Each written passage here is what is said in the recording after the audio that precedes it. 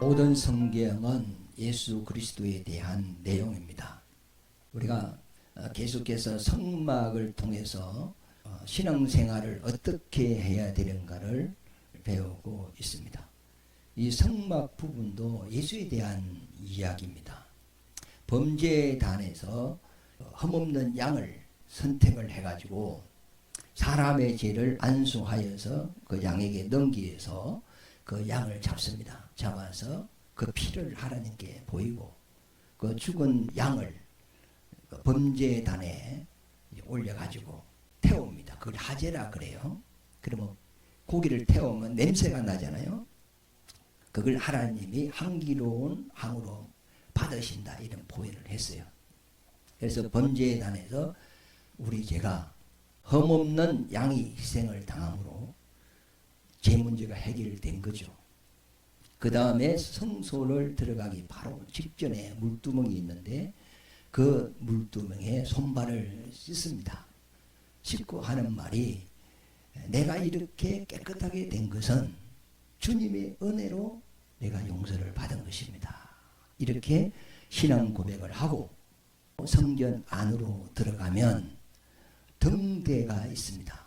등대에는 7 등잔이 있는데 그 감람루를 부어서 불을 밝혀요. 밝히면 성소 안이 환해집니다. 만약에 등잔에 불을 켜지 않으면 성소 안은 캄캄해가 아무것도 보이지 않아요. 그러나 불을 밝힘으로써 성소 안이 환해지는데 가장 그 등대 가까이 있는 그 바로 맞은편에 바로 앞에 떡상이 있습니다. 이 떡상을 순결한 상이라 그래요.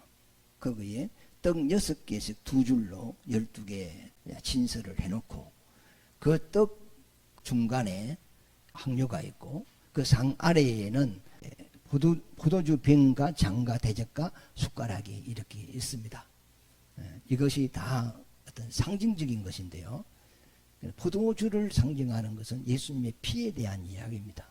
그분이 피를 흘림으로써 우리 죄를 용서하실 것이다. 그리고 죽은 자 가운데서 3일 만에 부활함으로써 사망을 이긴 영원한 생명을 우리에게 준다는 의미는 떡을 이야기하는 겁니다. 주님의 살을 의미하는 거거든요. 예수님께서 내 살을 받아 먹으라, 내 피를 받아 마시라. 그러하면 너희에게 영원한 생명이 있을 것이다. 이렇게 말씀하신 것 같이 그 떡상에 있는 등대의 불빛이 그 떡상을 딱 비치는데 포도주와 떡과 항유를 이야기한단 말이에요.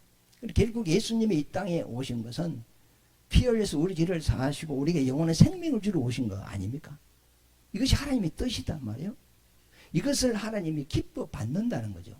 그게 항유입니다. 그래서 성소 안에 들어가면 등대가 성령을 의미하는데 성령이 예수님이 이 땅에 오셔서 하실 일을 조명을 해주는 거죠. 비춰주는 거죠. 알게 해주는 거죠. 그러면 등잔에 불이 딱 꺼지면 아무것도 안 보여요. 아무것도 모르요. 예수에 대해서 아무것도 모르는 거예요. 깨달음도 없고 예수를 알지도 못하고 믿을 수도 없고 전혀 인간이 예수 그리스도에 대해 접근이 안 되는 거예요. 그런데 성령께서 우리에게 가르쳐 주심으로 예수가 누구신가를 알게 되는 거거든요. 그래서 우리가 예수를 믿고 구원을 받고 이제 하나님의 자녀가 되어서 하나님의 거룩한 말씀을 들으면서 그 말씀을 따라 사는 그것이 하나님이 받으시는 향기로운 향이단 말이에요. 그래서 떡산 다음에 바로 항로가 있거든요. 향을 피워서 그 냄새를 하나님께 이렇게 올려드리는 것 같이 우리가 예수 믿고 하나님의 거룩한 말씀을 쫓아 사는 그 자체가 하나님이 받으시는 거예요. 우리가 주님의 이름으로 헌신을 하고 주님의 이름으로 헌금을 하고 주님의 이름으로 선교를 하고 주님의 이름으로 이웃을 돌아보고 이것을 하나님께서 향기로운 향으로 받으시는 겁니다. 그러니까 여러분들은 예수 만나서 이제 하나님께 속하였으니까 하나님의 말씀대로 순종하면서 그 믿음의 행위로 통하여서 하나님 앞에 영광을 돌리시기를 바랍니다. 그러면 하나님이 그걸 받으시고 기뻐하신다는 거예요. 그럼 하나님이 기뻐하시면 내 마음에 드네 솔로몬을 보고 너 기도가 내 마음에 든다. 너가 구하지 아니한 부귀영화까지 내가 더 주마. 이렇게 말씀하는 것 같이 하나님 앞에 우리가 아름답게 살고 하나님을 기쁘게 하는 그런 삶을 살 때 복 위에 복을 주시는 겁니다. 그런 복이 여러분 가정과 자녀와 여러분 생업에 나타나시기를 예수 이름으로 축원합니다. 그런데 등대에 보면 7 등잔이 있습니다. 그러면 등잔을 뭐 9개도 될 수 있고 5개도 될 수 있는데 7 등잔을 성경에서는 이야기를 해요. 왜 7 등잔이냐 하면 계시록 1장 20절에 보면은 하나님의 앞에 7 촛대가 있고 7 별이 있다 그랬어요. 그러면 그 이 등대는 7 교회라는 거예요. 그럼 왜 7 교회라는 의미는 뭐냐? 예수님께서 이 땅에 오셔서 피 흘려서 우리를 구원하는 그 반석 위에 성령께서 교회를 세웠다는 거예요. 그러니까 성령께서 이 세상에 교회를 세워서 그 교회를 통해서 하나님의 일을 해가는데 이 세상에 있는 모든 교회를 지칭해서 7 교회라 이렇게 말을 하는 거예요. 예, 7이라는 것은 하나님의 수, 온전한 수거든요.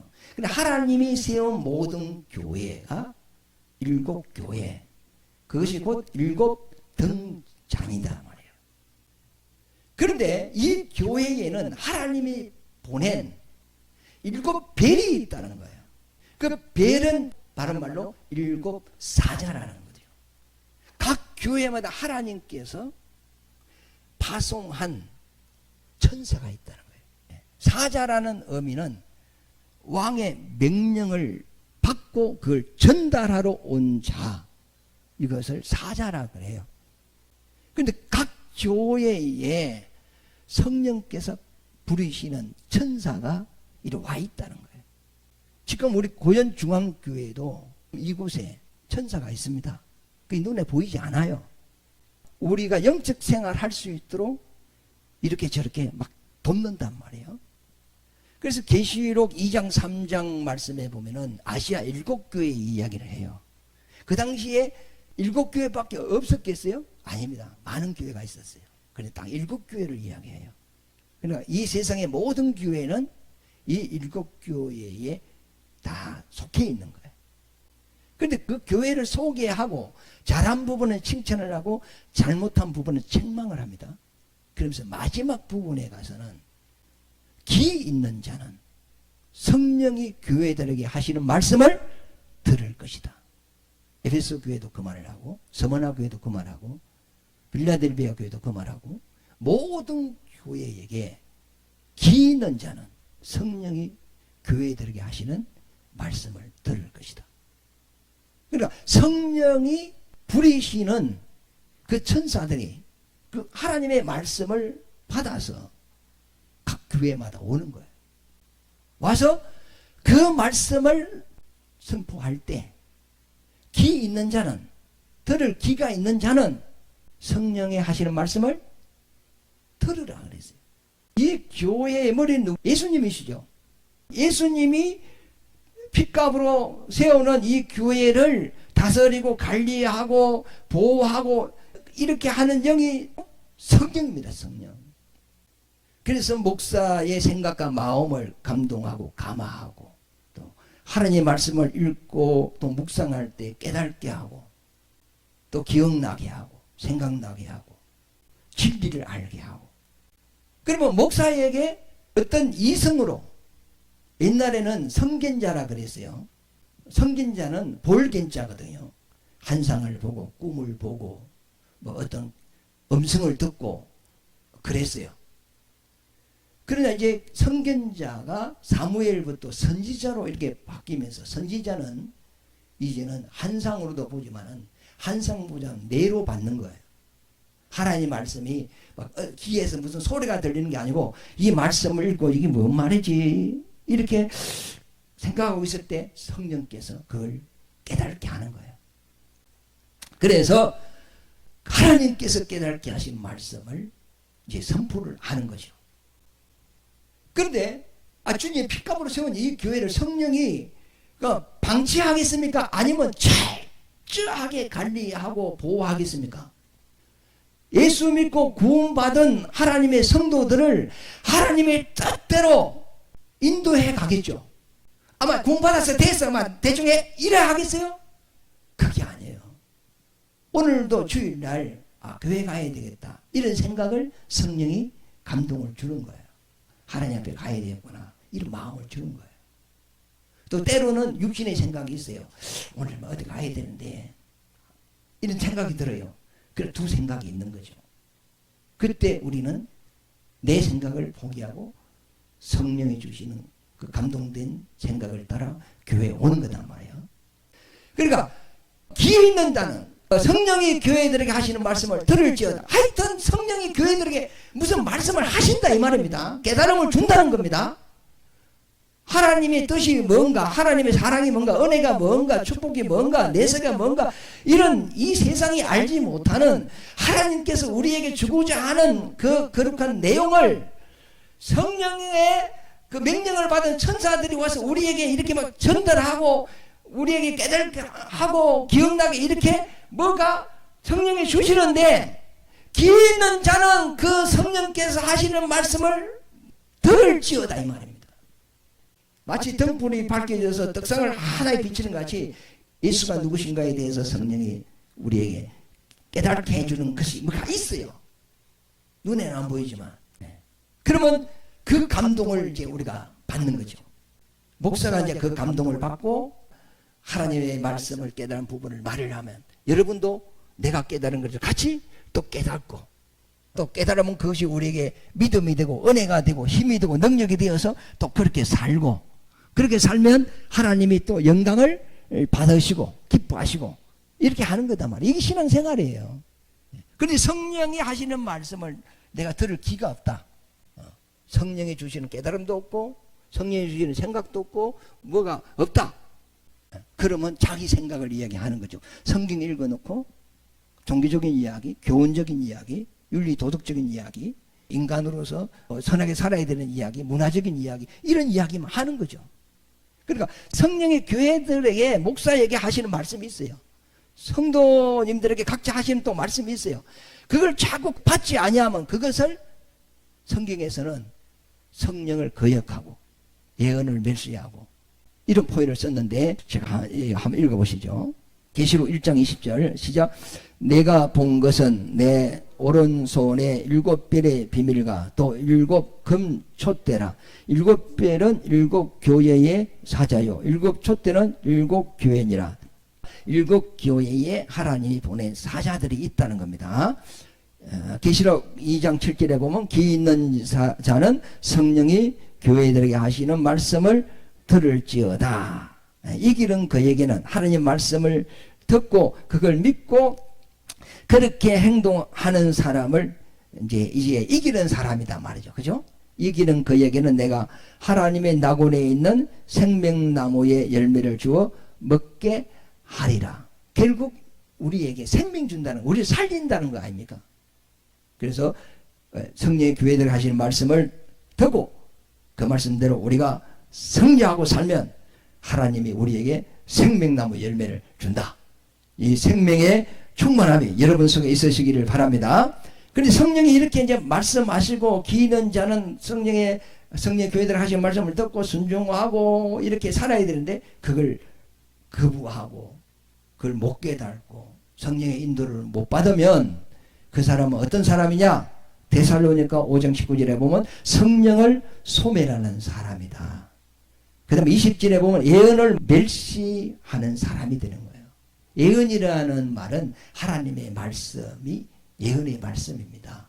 그 말씀을 멸시하는 사람이 되는 겁니다. 계시록 2장 5절에 보면 그러므로 어디서 떨어졌는지를 생각하고 회개하여 처음 행위를 가지라. 만일 그리하지 아니하고 회개하지 아니하면 내가 내게 가서 내 촛대를 그 자리에서 옮긴다는 거예요. 그러니까 성령께서 말씀하시는 것을 거부하고 해방하고 멸시하고 듣지 않으려고 하고 이러면 성령의 감동이 전차로 내게서 줄어드는 거예요. 결국은 촛대를 옮겨버린다는 거예요. 그러면 그 사람 속에 성령의 역사가 없는 거죠. 32절에 보면 또 누구든지 말로 성령을 거역하면 오는 세상에도 사심을 얻지 못하리라. 자, 교회에서 가장 큰 죄가 뭐죠? 성령을 해방한 거예요. 이 교회 안에서는 성령의 역사가 있는 곳이죠. 그런데 그 역사를 제한해버리고 거부하면 이게 큰 죄예요. 그 다음에 다윗이 원래 성령의 감동이 있는 사람이에요. 밧세바를 범했어.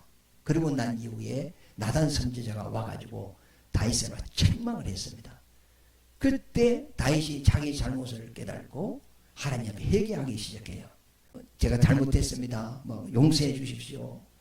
주님의 우슬초로 내 마음을 정결케 해 주십시오. 맑게 해 주십시오. 눈과 같이 희게 해 주옵소서. 그런 회개를 했어요. 그러나 그거보다 더 다윗이 두려워한 것이 뭐냐면 내게서 성령을 거두지 마옵소서.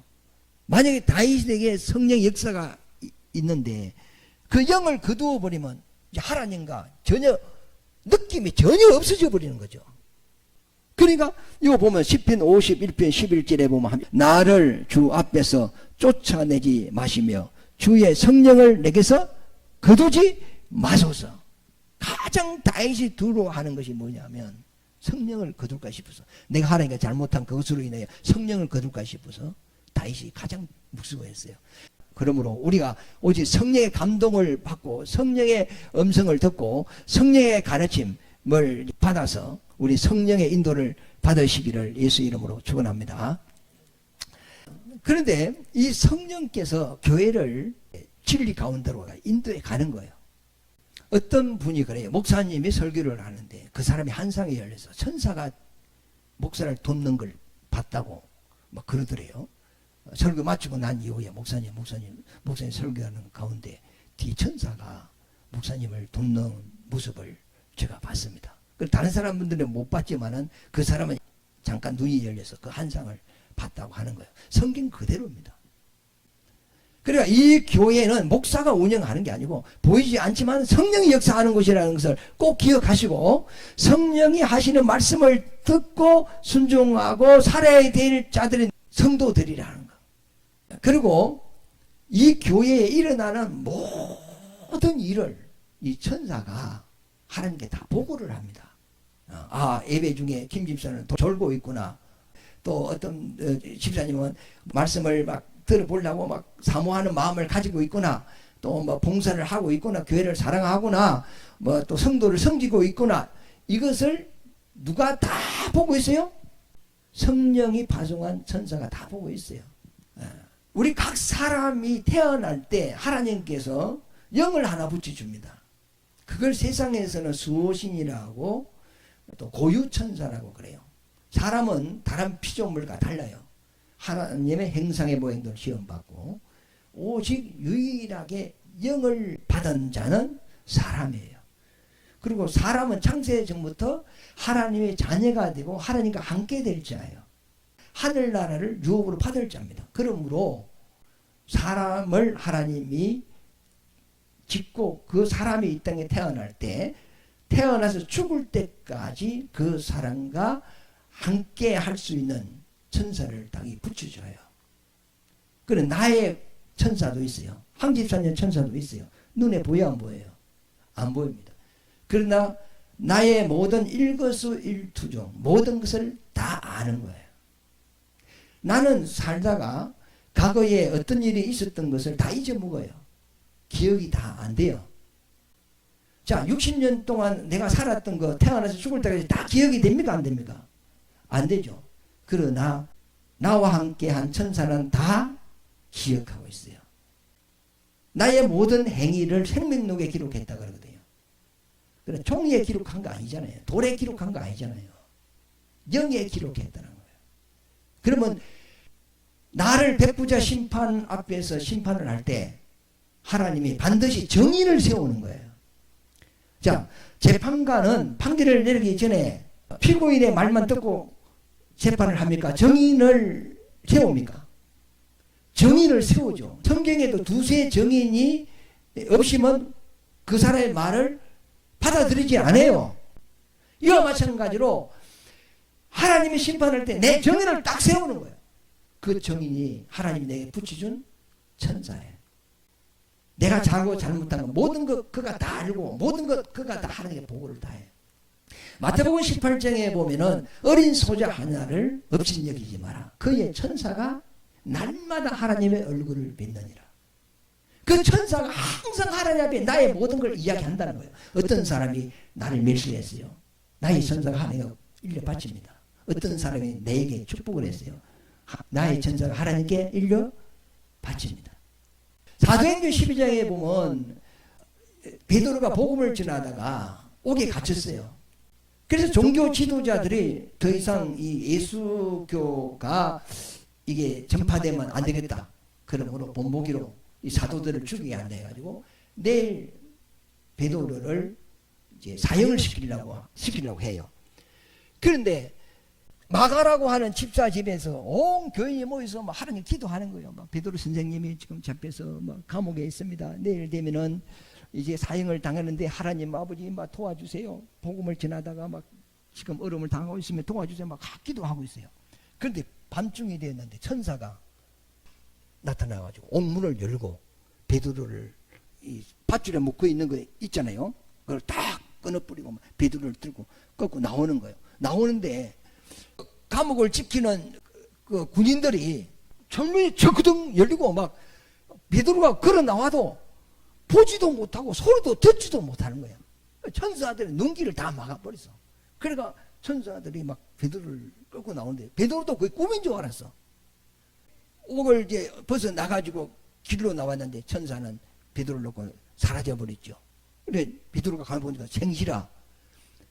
그래서 이제 마가 집사 집으로 이제 찾아가서 막 문을 팍 두드리는 거예요. 문 열어라, 내 왔다. 문 열어라, 내 왔다. 그런데 그 집 안에서는 믿는 성도들이 막 하나님께 막 동성으로 막 큰 소리로 막 기도를 하는 거죠. 그러니까 막 대문을 두드리는 소리도 못 듣는 거지. 그런데 어린아이가 그 소리를 듣고 뛰어와서 누구세요? 하니까 베드로다 했어. 그래 어린아이가 깜짝 놀래가지고 문을 안 열어주고 들어가가지고 막 집사님들 막 베드로 선생님 왔습니다. 베드로 선생님 왔습니다. 했더니 그 기도하는 사람들 무슨 소리 하고 있어? 지금 뭐 베드로는 감옥에 있는데 그의 천사가 왔겠지. 이렇게 이야기했단 말이에요. 근데 계속 문을 두드리니까 가서 문을 열어. 베드로 선생이 왔단 말이에요. 그래서 이야기 들으면 천사가 옥문에서 나를 이끌어내서 이리 오게 되었다. 그리고 히브리인들은 각자에게 천사가 있는 걸로 알고 있어요. 그래서 우리가 어떤 생활을 하다가 억울한 일을 당해도 싸울 필요 없어. 가만 내버려주면 벌써 하나님이 그걸 알고 계세요. 악인이 당장은 잘 되는 것 같아. 당장에 돈이 되는 것 같아. 당장에는 기쁨이 되는 것 같아. 그게 오래 가지 않습니다. 언제든지 뭐 우리가 소설을 봐도 영화를 봐도 악한 자가 이깁니까? 선한 자가 이깁니까? 선한 자가 이기잖아요. 결국 우리 하나님의 뜻대로 살면 우리가 잘 되게 돼 있습니다. 그리고 각자가 천사가 있어 가지고 사람의 모든 것을 하나님께 보고를 하는데 이 계시록 4장에 보면은 하나님의 보좌가 있어요. 보좌가 있고 좌우에 7명이 있고 4생물이 있고 뒤에는 24보좌가 있어요. 이게 전부 다 천사들입니다. 주님의 보좌를 둘러싸고 있는 보좌진들이죠. 그런데 보좌 앞에는 유리바다가 있어요. 유리바다 있는데 그 유리바다는 뭐냐면 하나님이 세상을 보는 큰 햄목인 것 같아. 거기에 세상에서 일어나는 모든 것이 다 드러나는 거예요. 우리 성막을 공부를 지금 하고 있지만은 그 물두멍은 그 성막에서 수중되는 여인들의 녹거울이 있죠. 옛날에는 유리거울이 없었어요. 녹거울입니다. 노옷을 깨끗이 닦으면 얼굴에 비쳐. 그래 그 녹거울로 여인들이 자기 얼굴을 다듬었단 말이에요. 그래서 일반 여인들의 녹거울이 아니고 성막 안에서 수중드는 여인들이 있었어요. 그들의 녹거울을 수거해가지고 그걸 이제 망치로 쳐가지고 이제 물두멍을 이렇게 만드는 거죠. 그래서 물을 채워서 그것은 손발을 씻는 거단 말이에요. 자, 거울이라는 것은 남이 비치는 겁니까? 내가 비치는 겁니까? 내가 비치는 거죠. 그 잠언서 27장에 보면 물은 나를 비춰준다고 이야기했어. 이와 마찬가지로 사람의 마음은 서로 비치느니라. 저 사람이 막 욕을 하고 싸워 상대가. 그럼 내가 보고 저기 보기가 너무 안 좋다. 덕이 안 된다. 나는 안 해야 되겠구나. 저렇게 싸우면 안 되겠구나. 이런 생각을 갖는 거예요. 그게 나를 보는 거울이단 말이에요. 어떤 사람이 참 무식한 짓을 해. 그러니까 같이 있는 게 창피해. 그러면 어떻게 되죠? 나는 저렇게 안 해야 되겠다. 그 사람을 통하여 내가 다듬어지는 거죠. 그러니까 이웃이 내 거울이라. 김 집사님이 내 거울, 박 집사님이 내 거울. 그러니까 비판하지 마라. 너를 보는 거울이라는 거죠. 그런데 하나님 앞에 유리 바다가 있는데 그것은 세상을 보는 거예요. 계시록 5장에 보면은 성도들이 기도하잖아요. 그러면 그 기도를 천사가 항아리에 다 담는 내용이 나와요. 여러분 기도 안 하니까 뭐 천사가 담아갈 것도 없어. 오늘부터 기도해 보세요. 천사가 뭐 항아리에 딱 담아 예수 이름으로 기도합니다. 딱 인봉해가지고 그걸 어디로 가지고 가는 줄 아세요? 계시록 8장에 보면 하나님의 앞에 보좌 앞에 그걸 붓습니다. 그러니까 천둥 소리나 번개 소리나 우두두 바바바바 이런 소리가 나 부으니까 천사가 부으니까 그게 곧 하나님의 보좌 앞에 뭐가 있는 거죠? 유리 바다가 현미경이 있는 그게 다 보이는 거예요. 한번 읽어보시죠. 계시록 4장 1절 시작. 이 일 후에 내가 보니 하늘에 열린 문이 있는데 내가 들은 바 처음에 내게 말하던 납발 소리 같은 그 음성이 이르되 이리로 올라오라. 이후에 마땅히 일어날 일들을 내가 네게 보이리라 하시더라. 내가 곧 성령에 감동되었더니 보라 하늘에 보좌를 베풀었고 그 보좌 위에 앉으신 이가 있는데 보좌로부터 번개와 음성과 우레 소리가 나고 보좌 앞에 켠 등불 7이 있으니 이는 하나님의 7영이라. 아까는 7별이라 했죠. 별은 하나님의 사자. 이 7영들이 교회 사정을 다 하나님 앞에 갖다 이야기하는. 그러니까 여기서 무슨 소리가 나요? 번개 소리 나고 음성 소리 나고 우레 소리가 나고. 그런데 하여튼 사람들은 이런 소리가 들리는데 하나님은 정확하게 그걸 듣는 거예요. 예수님과 제자들이 함께 있는데 갑자기 우레 소리가 들렸어요. 제자들의 귀에는 우레 소리가 들리는데 요한복음에 보면 예수님은 아버지께서 내게 말씀하셨느냐 이 말 하거든요. 그럼 아버지의 말씀을 예수님은 정확하게 들었어. 그런데 제자들은 그게 무슨 소리 들렸어요? 우레 소리로 들렸어요. 그럼 7영들 각 교회마다 성령이 부르시는 천사를 파송했는데 교회에 일어나는 모든 일을 이 영들이 누구한테 보고해? 하나님께 보고하는 거예요. 그리고 개개인의 천사도 있죠? 다 보고하는 거예요. 욥기 1장에 보면 하나님 보좌 앞에 천사들이 왔어요. 그 여호와께서 너 어디 갔다 왔느냐 하니까 이리저리 돌아다니다 왔습니다. 욥을 봤느냐 하나님하니까 천사가 욥에 대한 이야기를 쫙 하나님께 보고를 하죠. 순전하고 정직하고 하나님을 경외하고 죄를 멀리하고 욥에 대하여 이야기를 한단 말이에요. 이와 마찬가지로 보좌 앞에 우리의 모든 것이 일거수일투족 다 이렇게 고해진다는 거. 교회 안에 일어나는 모든 일이 다 하나님 앞에 천사들이 고한다는 것. 예. 또 이 교회가 성령의 감화 감동을 받고 성령의 가르침을 받고 인도를 받고 성령이 주는 생각과 기억과 또 성령이 주는 장래 일과 진리 가운데로 인도해가는 그 역사를 잘 듣고 그 말씀대로 순종하고 믿고 행하는지 안 행하는지 그 모든 것을 하나님이 다 보고 있어요. 6절을 읽어보겠습니다. 보좌 앞에 수정과 같은 유리 바다가 있어요. 지금 거울은 유리 거울이죠. 그러니까 유리 거울은 나를 비추어서 보는 것 같이 세상의 모든 것이 다 보여요. 히브리서 6장에 보면 만물이 하나님 앞에 벌거벗은 것 같이 다 드러난다 그랬거든요.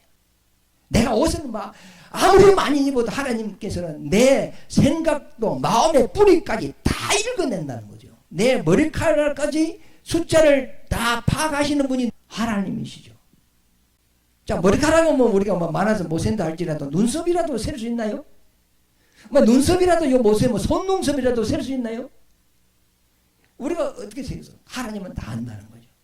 시편 139편에 보면 하나님 앞에 피할 자가 없다 그랬어요. 바다 끝에 가 있다 할지라도 하나님은 그곳에 계시고, 하늘 높이 구름 위에 내가 올라가 있어도 하나님은 그곳에 계시고, 내가 바다 가장 깊은 데 있다 할지라도 하나님은 그곳에, 내가 그곳에서 하나님이 나를 아시고, 내가 깜깜한 흑암 속에 있다 할지라도 하나님 앞에 백일하에 내가 다 드러난다. 하나님 앞에 숨을 자가 하나도 없다는 거예요. 모든 게 다 드러난다는 거죠. 그러니까 이 수정과 같은 유리 바다가 있고, 보좌 가운데에, 보좌 주위에 내 생물이 있는데 앞뒤에 눈들이 가득하더라. 천사를 생물로 이야기했거든요. 하나님이 천지를 창조하시고 이 생물들, 새, 물고기, 나무, 사람, 코로 기식하는 모든 생물들, 지렁이 하나까지, 이 모든 것을 관리하는 천사들이 있어요. 이들이 누구죠? 내 생물, 생물을 관리한다고 해가지고 그 천사 앞에 생물이라는 이야기를 한 거예요. 그리고 교회를 그 진리 가운데로 인도하기 위하여 파송된 자가 하나님의 그 보좌 옆에 있는 일곱 영, 일곱 사자, 그들이 또 파송되어 있는 거예요. 그러니까 교회라는 것은 성령의 인도를 받는 교회냐 안 받는 교회냐, 이게 중요한 거예요. 사람이 많느냐 적느냐 이게 중요하지 않아요. 어찌 보면 세상적이고 철학적이고 종교적이고 또 교훈적인 말을 하는데 사람이 더 많이 모여요. 이단들 사람 모입니까 안 모입니까? 엄청 많이 모여요. 힌두교 사람 많이 모여 안 모여? 많이 모여. 이슬람 많이 모입니다. 기독교 하나님의 교회보다 더 많이 모여요. 그러나 그곳에는 뭐가 없어요? 하나님의 성령이 하시는 말씀이 없고 그걸 들을 수 있는 사람이 없어요. 교회는 안 와도 뭐 연예인이 온다 하면 그 뭐 사람이 싹 쓸리고 생명 없는 곳이에요. 사람의 듣기 좋은 이야기 해주는데 사람이 몰리가 돼 있어요. 그러나 하나님은 성경에 보면 나는 다수에 있지 않다는 거예요. 이곳에 하나님의 말씀이 있느냐, 성령의 역사가 있느냐, 하나님을 믿는 자들이 있느냐, 그거에 하나님은 관심이 있는 거단 말이에요.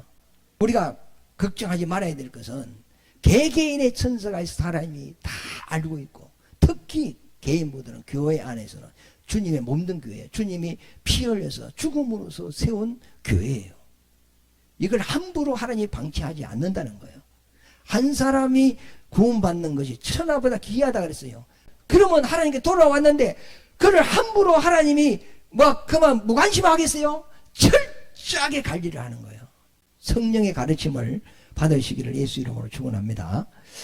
계시록 5장 8절을 읽어보겠습니다. 시작. 그 두루마기를 취하심에 내 생물과 24장로들이 그 어린 양 앞에 엎드려 각각 검은 거와 항이 가득한 금 대접을 가졌으니 이 항은 성도의 기도들이라. 우리가 기도하면 그 기도가 하나님 앞에는 항이죠. 우리 아침에 나올 때 또 막 옷에다가 항 이렇게 뿌리죠. 그죠? 뿌리고 나오고, 뭐 어떤 사람도 입에 냄새 난다고 이렇게 더 뿌리고 나오고 이렇게 하듯이 하나님이 우리가 기도하는 것은 금 대접을 가졌는데, 대접은 항아리입니다. 이걸 딱 담아가지고 하나님 앞에 드렸는데 그것이 성도들의 이제 기도단 말이죠. 8장 3절에 보면 또 다른 천사가 와서 제단 곁에 서서 금 항로를 가지고 많은 항을 받았으니 이는 모든 성도의 기도와 합하여 보좌 앞 금 제단에 드리고자 함이라. 보좌 앞에 드린단 말이요.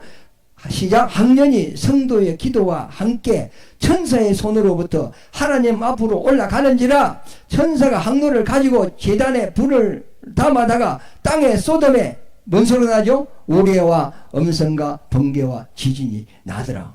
이걸 기도를 가지고 하늘로 올라갔잖아요. 그걸 하나님 앞에 뭐 땅이란 표현을 썼는데 쏟았는데 무슨 소리가 나? 우레, 음성, 번개, 지진 소리가 나요. 그러니까 이게 요한은 이런 소리를 들었는데 실제 하나님은 우레 소리를 듣는 게 아니고 정확한 언어로 하나님이 들으시는 거예요. 내 사정을 정확하게 하나님은 아시는 거예요. 그러니까 개개인의 기도하는 것도 하나님이 다 받으시고 다 아시고, 특히 교회는 7영이 있다는 거예요. 우리 교회도 여기 있어요. 저 다른 교회도 하나님께 속한 교회는 뭐가 있어요? 여기 있어요. 그래서 우리는 목사 말 듣는 것도 아니고 성령이 교회들에게 하시는 말씀, 목사 위에서 목사를 감화 감동하고 또 하나님의 말씀을 생각하고 기억나게 하고 또 깨닫게 하고 장래일을 알게 하고 진리를 알게 한단 말이에요. 그러면 그것을 목사가 여기서 대언을 한단 말이에요. 그러면 여러분은 그것을 사람의 말로 받지 아니하고 하나님의 말씀으로 받고 믿는단 말이에요. 그 믿음은 이제는 입으로 시인하고 생활로 행동할 때 그게 하나님이 받으시는 한기로운 항이 된단 말이에요. 그래서 오늘 성소 안에 등대가 있는데, 등대 7등잔이 있죠. 딱 불을 비추니까 떡상이 있는데, 떡상 위에 뭐 떡이 있고 그 다음에 유황이 있고 포도주가 있죠. 예, 포도주가 있는데, 떡은 하나님이 우리에게 생명을 주는 것을 의미하고, 피는 우리 죄를 사하여 주는 것이다 말이죠. 그러기 위해서는 예수님이 피가 흘렸다는 것은 죽었다는 이야기 아닙니까? 그것을 이제 성령이, 예수님이 우리에게 은혜 베푸실, 죄사함과 영원한 생명을 주실, 이것을 조명을, 정단에 불을 비춰서 떡상을 딱 비치는 거예요. 예. 그 다음에 유황이 있잖아요. 그 유황은 뭐냐면 죽은 자에게 바르는 거잖아요. 예수님이 죽음으로써 이 은혜를 우리에게 주시는 거예요. 그래서 누가복음 7장에 보면 예수님이 시몬의 집에 초대를 받아서 식사를 합니다. 우리나라는 뭐 상이 앉았을 때는 가부장 자리를 해요. 그러면 딱 앉아버리면 그러면 발이 안 보여요. 근데 중동 적도에 가면은 식사할 때 어떡하죠? 요렇게 비슷하게 누워요. 그러면 이가 양가 밑으로 착 쳐져. 그러면 또 이 다른 공간이 있대. 그래서 그 사람들은 식사 시간이 교제 시간이야. 식사 시간이 한 2시간 돼요. 우리나라는 식사 시간이 5분. 착 이거 딱 하고 딱 나와버립니다. 옛날에 막 일하러 가야 되니까 빨리 먹고 일하러 가요. 그러니까 바닷가에서 어부들이 밥하는 거 보면 확 먹고 탁 그렇게 하잖아요. 그럼 이렇게 하고 이래가 이제 그들은 교제 시간이거든요. 식사 떡을 떼면서 대화를 하고 그러는데, 그런데 한 여인이 예수님이 시몬의 집에 있다 하는 말을 듣고 항유를 가지고 옵니다. 이제 성경에는 제 많은 여인이라 그랬어요. 와서 식사하시는 예수님의 다리에 항유를 붓고 자기 머리를 풀어가지고 예수님의 발을 닦습니다. 닦으면서 눈물을 흘리면서 예수님의 발에 입 맞추면서 아무 말이 없어요. 예수님도 아무 말이 없어요. 이 여인도 아무 말이 없어요. 예를 들어서 내가 여기 누워 있는데 생전 모르는 여인이 와가지고 막 울어 싸면서 내 발에 뽀뽀를 하고 막 이러면 내가 어떻게 해야 되겠어요? 한기는 어떻게 해야 되겠어요? 막 계속 해라 해야 되겠습니까? 저리 가서 지금 무슨 짓 하고 있는 거예요? 이렇게 해야 되겠습니까? 그런데 예수님은 아무 말씀도 안 하시고 막 계시는 거예요. 그래 이제 그 옆에 제자들도 식사를 하고 또 초대한 시몬도 있고 다른 사람도 있어요. 그러니까 제자들은 저기 돈이 얼마나 비싼 건데 발에 부풀리면 그 허비하는 거 아니냐? 저렇게 팔아가지고 가난한 사람들에게 주면 좋았을 텐데 저렇게 비싼 걸 허비하냐고 땅에 쏟아버리냐고 막 불평을 토하고, 또 시몬이라는 사람은 그 당시에 바리새인인 것 같아요. 저 동네에 제 많은 여인이 다른 사람들한테 상대도 안 하고 같이 밥도 안 먹고 같이 자리도 안 하는데 저 제 많은 여인이 와서 막 발에다가 머리로 막 닦고 막 입을 맞추고 해도 예수님이 막 아무 소리를 안 하니까 시몬이 하는 말이, 예수님이 선지자가 맞나? 선지자면 저 여인이 지가 많다는 걸 알 텐데 지가 많은 여인이 자기 몸에 손을 대면은 부정 탄다고 그걸 거부해야 되는데 예수님이 아무 말씀도 안 하고 있단 말이야. 그런데 예수님은 이 여인이 왜 이렇게 하는 것을 예수님은 알고 있어요. 이 여인은 제자들도 몰랐어요. 시몬도 몰랐어요. 이스라엘 백성들이 아무도 몰랐어요. 그러나 이 마리아는 예수님이 누구신가를 아는 거예요. 예수님은 하나님이신데 사람을 구원하기 위하여 사람의 몸을 입고 오셨고 이분이 장차 사람의 죄를 지고 십자가에서 죽음으로써 인류를 죄에서 구원하실 분인 줄 이 마리아는 알고 있는 거예요. 그런데 이 죄 없는 분이 인류를 위해 대신 죽는 것이 마음이 너무 아픈 거예요. 그러나 예수님이 죽지 않으면 인류는 구원을 받지 못해요. 어쩔 수 없이 하나님의 뜻대로 십자가를 지고 죽어야 될 예수님을 이 여인은 알고 말없이 예수님께 감사하면서 퍼포먼스를 하는 거예요. 자기 머리를 풀어가지고 예수님의 발을 닦는 것은 당신은 나의 임금입니다. 나의 왕입니다.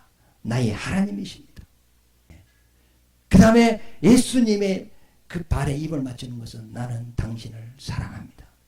그리고 항유를 부은 것은 당신은 나를 구원하기 위하여 인류를 구원하기 위하여 죽으러 오셨습니다. 주님 감사합니다. 감사합니다. 말은 안 하지만 속으로 그 주님의 은혜에 대해서 항유를 붓고 입을 맞추고 자기 머리털로 주님의 발을 닦으면서 말없이 이런 행동을 할 때 예수님은 이 여인이 내게 좋은 일을 했도다. 이 여인은 나의 장래를 위하여 항유를 부었다. 제자들은 예수의 죽음의 의미를 몰랐죠. 예수님이 공생의 3년이 끝나고 이제는 그 예루살렘에 올라가서 죽을 그 때가 온 거예요. 그때 제자들에게 내가 죽을 것이다. 예루살렘에 올라가서 장로들에게 붙잡아서 내가 죽을 것이다. 했더니 베드로는 주여 죽지 마시옵소서. 예수의 죽음이 뭔가를 모르죠. 겟세마네 동산 기도하러 갔을 때 가룟 유다가 군인을 데리고 예수를 잡으러 왔어요. 베드로가 막 칼을 빼가지고 막 이거 어디 우리 선생님을 잡으려고 하나 막 칼을 내리쳤거든요. 그러니까 군인 기가 말고라는 그 군인 기가 막 잘려가지고 땅에 떨어져 버렸잖아요. 그러니까 예수님께서 베드로를 막 책망을 합니다. 칼을 쓰는 놈은 칼로 망한다. 칼을 꼽아라. 그러면서 떨어진 길을 딱 쪼가지고 풀어가지고 귀에 딱 붙이면서 그러니까 막 딱 붙어버려요. 막 이게 수술 작업도 없고 그대로 붙여버렸거든요. 공무집행으로 왔는데 귀 잘렸다 하면 어찌 되죠? 베드로 큰일 나는 거예요. 베드로 죽으면 돼요, 안 돼요? 안 되죠. 앞으로 성령 받아서 예수를 위해 복음을 증거해야 되지. 3년 동안 하나님이 길을 놨는데 제자로 그러면 감옥에 가서 죽으면 안 되지. 그러니까 고소 못하도록 딱 흔적이 없어 딱 치료해버린 거지. 그러면서 누굴 찾느냐? 네, 나사렛 예수다. 내니라. 그 대신 내 제자들은 가는 것을 허락하라. 그래 허락한다 해가지고 제자들은 막 도망가고 가고 예수님 붙잡혀 오시지 않습니까? 그러니까 제자들은 3년 동안 예수를 따라다니고 배웠어도 예수의 죽음이 뭔가를 몰랐어요. 종교 지도자들도 몰랐고 이스라엘 백성도 몰랐어요. 그런데 아는 여인이 하나 있어. 그 당시 제일 많은 여인 마리아. 이 여인은 예수의 죽음이 뭔가를 알았어요. 그래서 항유를 가져와서 예수님의 발에 붓고 눈물로 하나님의 그 은혜에 감사하는 장면이 이렇게 나오거든요. 아는 자와 모르는 자는 너무 큰 차이가 있는 거예요. 하여튼 우리 교회 안에는 성령이 역사하는 거예요. 우리는 성령이 하시는 말씀을 들을 수 있는 길을 가진 우리가 되어야 된다 이 말이죠. 그러니까 우리는 하나님의 말씀을 따라 인도받는 고현 종합교회가 되시기를 예수 이름으로 축원합니다.